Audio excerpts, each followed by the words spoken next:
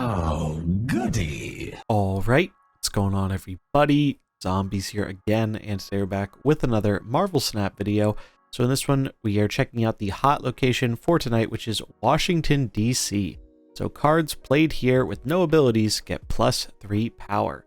So we have a handful of decks we're going to take a look at that can utilize this hot location to the best of its ability. Now, normally when I do these type of videos, I like to have something for every pool here. But to be totally honest, there really isn't too much in the way of specific builds for Pool 1 or Pool 2 that I think you need to use to benefit this location. I think in those pools, it's really not going to matter a whole lot. I guess you could just consider putting some no-text cards in your deck, like Misty Knight or Shocker, or just Brood for the summons. Well, I guess Brood's Pool 3, so not him. But you can put some no text cards in for a little bit of a benefit, but for the most part, there's not really a specific deck that I think utilizes this better than other ones in Pool 1 and Pool 2. So we're just going to be focusing on Pool 3 and above for this video. So let's take a look here at the deck, starting out with Magic Patriot. Unsurprising, I'm sure. Patriot obviously loves this location. Patriot is all about getting those no-text things into play, so getting a free extra boost on them is kind of a no-brainer. We have a pretty stock Patriot list here. This is the one I've liked playing quite a bit, where we have Magic to make the game go on a bit longer. Ultron is kind of our big finisher, but we do have Onslaught in case we don't draw Ultron to get double ups on our powerful ongoing effects. Obviously, we have the Patriot Mystique stuff, so we can double up on Patriot or our other good ongoings like Blue Marvel and Khazar.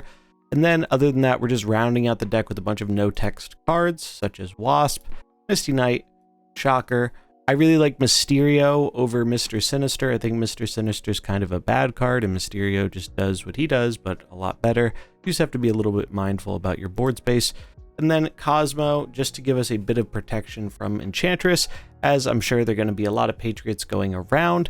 So Cosmo, definitely a worthwhile tech card.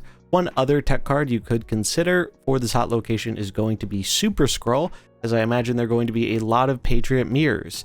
And Super Scroll does some really silly things in the Patriot mirrors, because you get to basically just copy all their ongoings, which is pretty good. So if you have Super Scroll and you've been itching to use it, now might be the time, as he seems like a very useful tech card for this hot location. Next deck we have up here is Sarah Surfer. So while this one doesn't lean quite as heavily into the hot location, it can still benefit from it, and the main reason for that is Brood. So Brood, super nice because we get some Broodlings, which will get a nice benefit off of the hot location, and we can pump them up later with Silver Surfer.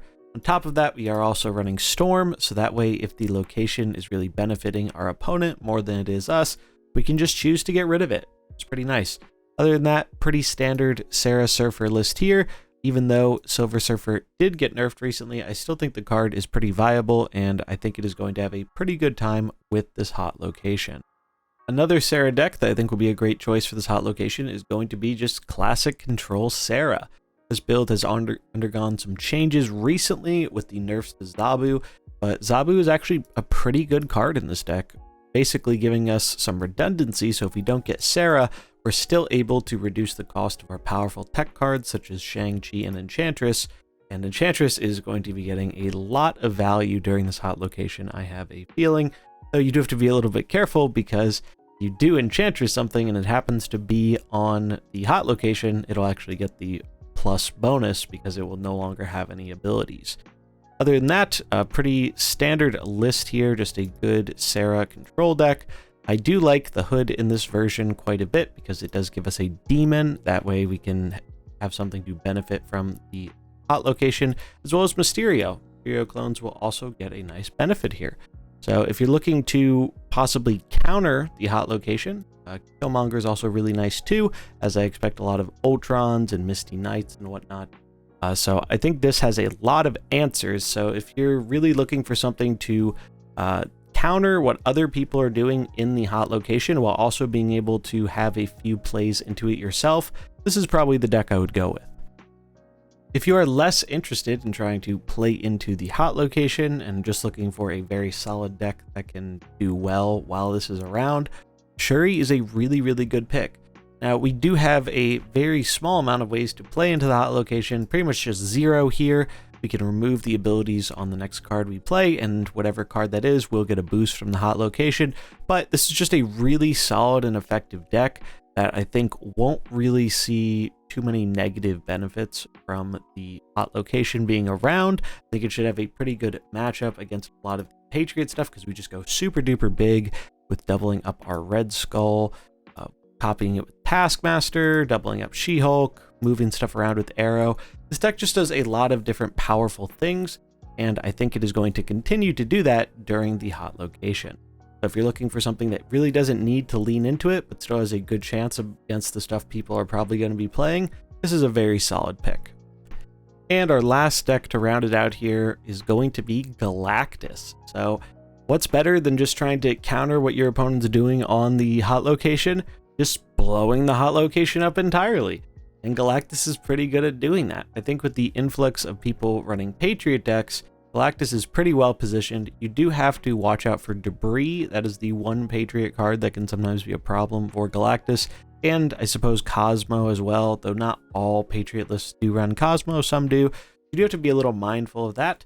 But we do have Daredevil in here to help us guarantee that if our opponent is going to counter our Galactus on turn 5, which is most of the time when we're playing it, we can kind of see that coming and know how to either play around it or get out of the game before we lose a serious amount of cubes. Now, this is a bit less of a budget-friendly list, obviously, since we do have 2 Series 5 cards in here in Null and Galactus. You can definitely play Galactus without Null. I do think Null is slightly better than the other versions, but if you have Galactus and are missing Null, you could replace this card. I think a good choice for a replacement would be the Destroyer. I've seen Destroyer in a few different Galactus lists, and it seems like a pretty neat inclusion, and can honestly help you win the game sometimes when you don't actually draw your Galactus. Other than that, pretty standard Galactus list here. I really like Dr. Octopus in the Galactus lists, and especially the Null lists, but this card is really, really good because it basically gives Galactus a way to win games when you don't draw Galactus, which is kind of the thing the deck struggled with. If you didn't get your Galactus or it got countered, you would just lose a lot, and Dr. Octopus really seems to help out with that problem. Plus, if you do happen to luck into a turn 4 Galactus somehow with the help of locations, then you can just kind of Doc-Ock them on 5 and prevent them from playing any other cards in the only lane available. So I really like this list. It's been very effective for me on ladder the past few days, and I think it is going to be a pretty solid choice for this hot location, as if Patriot doesn't draw its counter cards, there's really not a whole lot they can do against Galactus. So those are all our decks here. Unfortunate, we don't really have much to cover for Pool 1 or Pool 2, but we'll try and have those back for the next new location, which will be dropping Tuesday. That's going to wrap it up for this video. Let me know what you think in the comments below, and if you enjoyed it, remember to like and subscribe. That's going to wrap it up. I'll catch you in the next one. Peace.